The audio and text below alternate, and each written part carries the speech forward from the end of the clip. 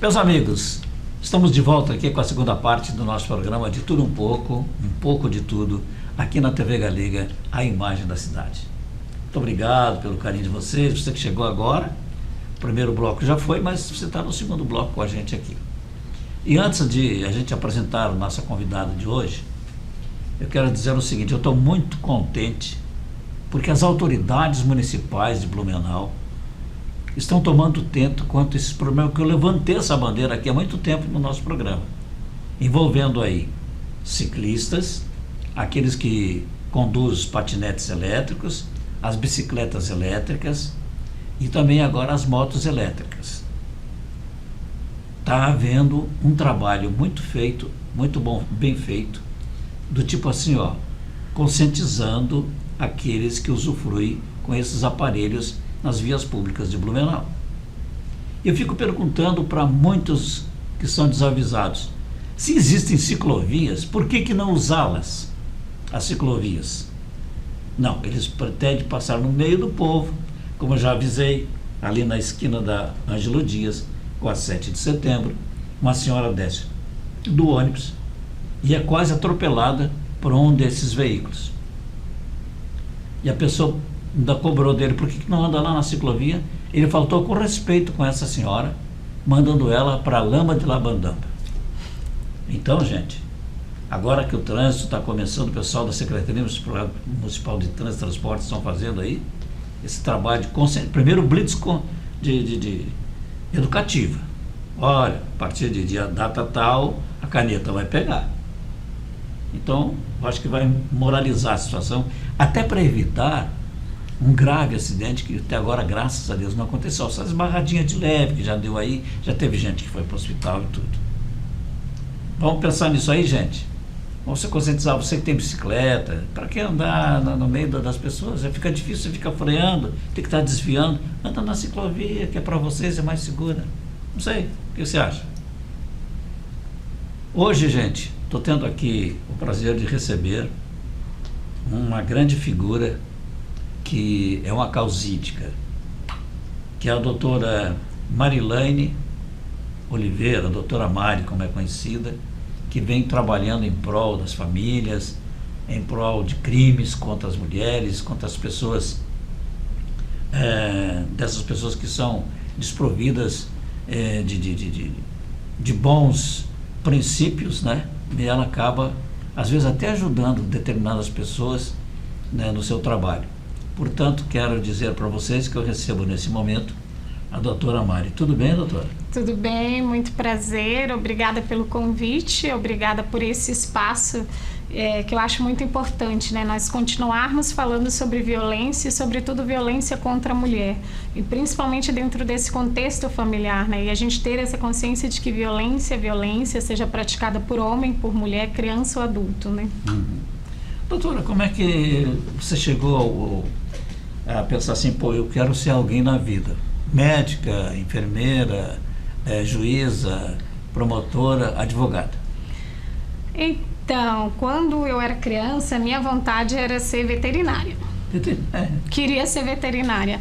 Mas eu tenho grandes memórias assim da minha infância, quando começou ali STF, STJ, de ficar curiosa, querendo saber o que queriam dizer essas siglas.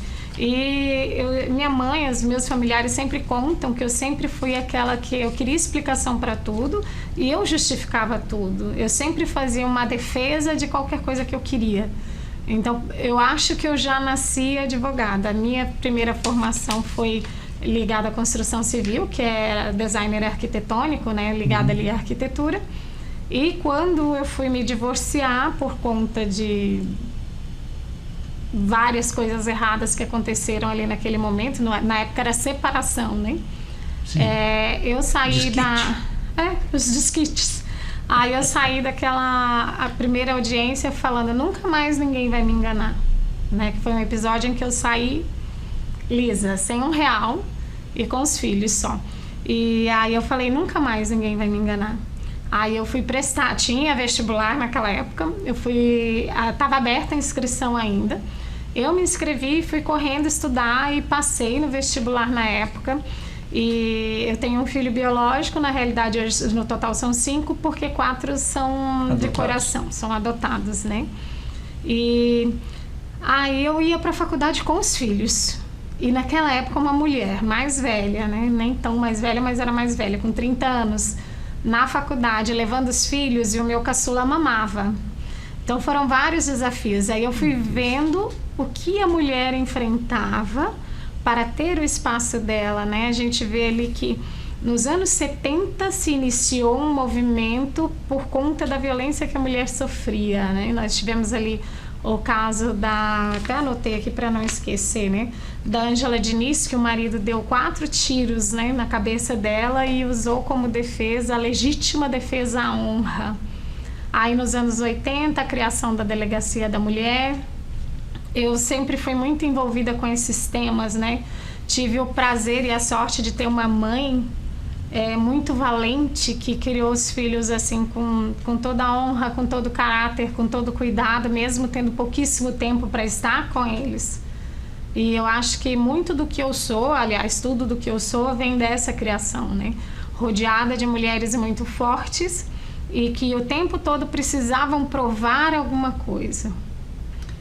Ainda bem, doutora, que existem, e já existiu no passado, e continua existindo hoje, apesar do mundo estar um pouco diferente do que era, por exemplo, a minha mãe, que já está na glória, foi guerreira também. Era daquelas que andava com filho em cada braço e trabalhando. Aí você falou, você também ia para a faculdade amamentando uma criança e com outras no colo. Sim, depois de ter passado um dia inteiro de trabalho, né? De ir, leva para a escola, busca da escola, leva para a atividade. Eu sempre dizia para o meu pai, a nossa mãe é uma guerreira. Ele fica puxando o saco da sua mãe. Mas é mesmo. Ela, enquanto descansa, carrega pedra.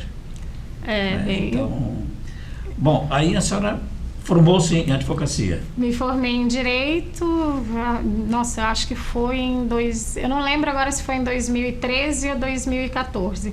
E antes de eu me formar, eu já estava estagiando, né, nessa área. E trabalhei com a doutora Maria Cecília, a Mariazinha, né?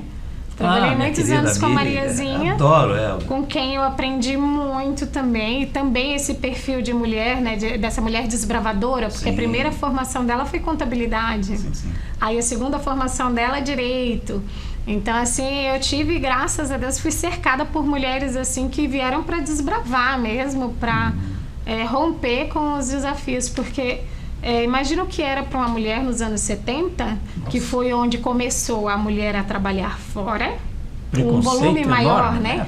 De mulheres trabalhando fora, indo para a universidade no meio daquele banzé que estava aquele período dos hippies e paz e amor, aquela reconstrução de humanidade, né? Que tinha que trabalhar o excesso de liberdade com os direitos que as mulheres começavam a discutir, e a mulher que ainda não tinha o direito ao voto, de voto para a mulher ainda não era obrigatório.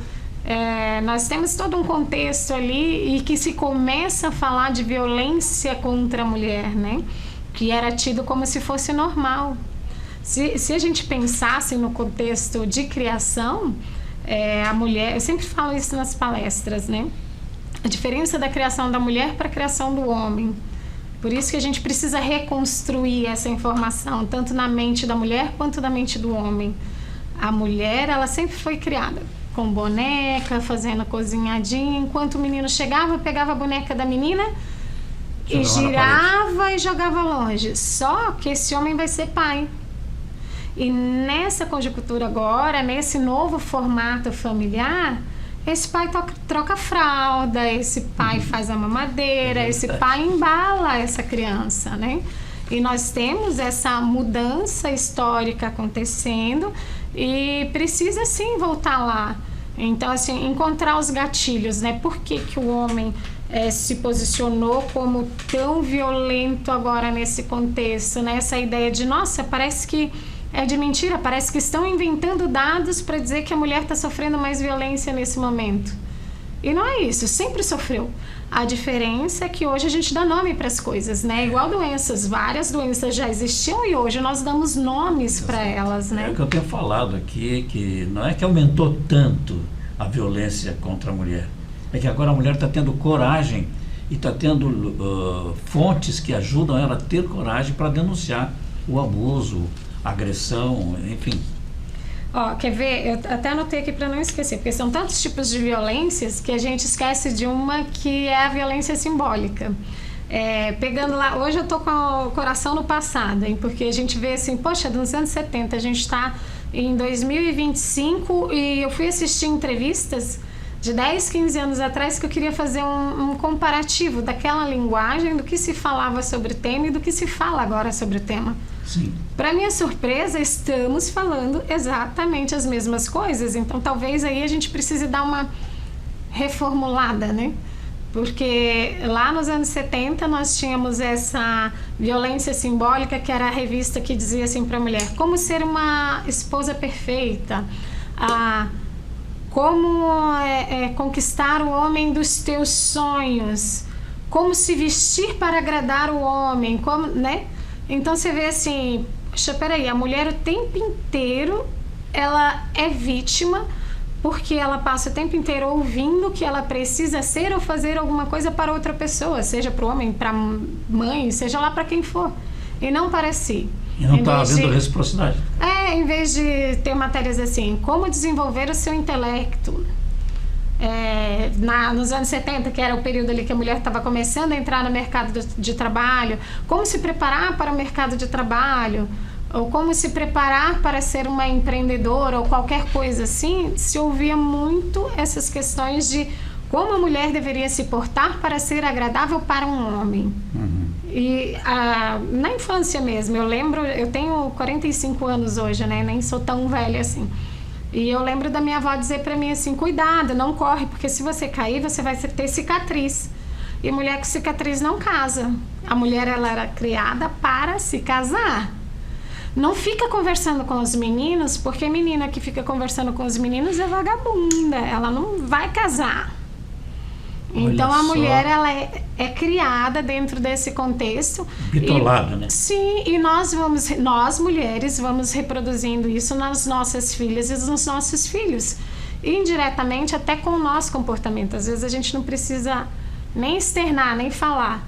Mas a partir do momento que eu falo para minha filha: ei, puxa a sainha aí. Ou eu falo para minha filha: não, você vai cair, você vai machucar. Né? E não faço isso com o meu filho menino. Uhum. Eu estou ensinando o quê? Tenho um filho menino e uma filha menina. Eu digo para a menina que ela não pode correr, que ela vai cair. E o menino, ele pode correr e se arregaçar, que está tudo bem? Então eu estou dizendo para a menina: você pode menos do que ele. E que não se confunda o fato da mulher poder fazer todas as coisas com ela deixar de ser feminina. Porque assim, hoje está muito claro que a mulher, ela dá conta de tudo. Mas eu dou conta de tudo, mas assim, eu prefiro ser bem tratada, que abram a porta do carro para mim, que carreguem a minha sacola e que façam coisas que são pesadas para mim, mesmo que eu possa fazer. Né? É não deixar de ser feminina, não deixar de ser mulher. Eu acho que nós estamos nesse ponto agora, sabe? De a mulher voltar para o feminino sem perder o lugar que ela já conquistou dentro da sociedade e sem estar agredindo ninguém, porque não é uma luta de mulheres contra homens. É uma luta de vamos encontrar o meio do caminho ali que seja bom para os dois. Eu acho que, por exemplo, o homem, como você falou agora há pouco, doutora Marina, que a menina não corra para não cair. E o menino pode se ralar tudo que tem metiolate depois. Na minha época era tal de metiolate. Né? Mas, só que eu penso que vem de berço a educação. Não é só na escola. A escola ensina a viver. Agora, o procedimento do sujeito ser educado, ser cavalheiro, vem da família, né? Por exemplo, meu pai para mim foi um espelho. Eu olhava para ele, levantava cedo, se ajeitava bem arrumadinho, sempre ajudava a mãe a passar a roupinha dele e tal. Então aquilo, eu fui crescendo vendo aquilo, né? Seu pai foi um homem à frente do tempo dele, ele ajudava sua mãe a passar roupa. Passar roupa. Muito à frente do E tempo perguntava dele. para você: quer ajuda na cozinha? Assim, não quero, estou aqui porque tu salga muita comida. Aí, eles brincavam entre eles. Não, ali, e que né? gostoso isso, dela ter essa escolha, né? Vou te ajudar. Não precisa. Você salga a comida, prefiro eu fazer. Delicioso seria se a vida fosse assim, né? Nós éramos pequenos, às vezes a gente ouvia elas assim: quem é que limpou isso aqui? Fui eu para te ajudar. Ô, homem, tu chega cansado. Ele chegava do trabalho dele, mas tentava ajudá-la.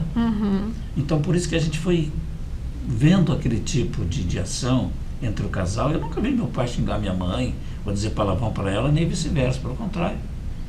E aliás, somos de uma família de evangélicos, né? Então, meu pai chegou ao posto até de pastor, hoje jubilado, também é falecido. Então, eu fico pensando que no dia de hoje, doutor, eu não sei se você comunga comigo nesse aspecto, hoje em dia, nós estamos vivendo a era da cibernética, isso atrapalha muito a convivência. Eu gosto muito daquela música Utopia do Padre Zezinho, que o pai chegava cansado, que não sabia tocar direito, mas cantava. Então, aí se reunia a família. Hoje, só na base do celular, ninguém nem diz bom dia pro pai, nem pede a bênção para a mãe, né? Eu lembro, eu tinha o pastor Ari, né?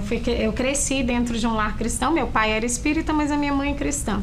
Então, eu tive muito dos dois lados da coisa, de ambas assim, as né? partes. Então, assim, nunca... hoje eu não professo nenhuma religião, porém acredito, né, e tenho para mim Jesus como meu único Senhor e Salvador. Isso eu não vou negar nunca, não vou mudar nunca para lugar nenhum. Gosto muito de estudar física quântica, gosto muito de estudar os astros, gosto muito de estudar um pouco de tudo, né, e foco mais naquilo que eu vejo que me dá mais resultados, né? E eu vejo bem claro, assim, essa questão da internet hoje na vida das pessoas, como isso rouba a qualidade de tempo e a qualidade de vida das pessoas, né? Gente, nós estamos conversando aqui com a doutora Mari, advogada especialista sobre o direito da mulher, sobre crimes e outros assuntos de grande importância na área da advocacia. Eu peço licença para as senhoras e senhores, nós vamos no intervalo comercial, mas já voltamos, não saia daí.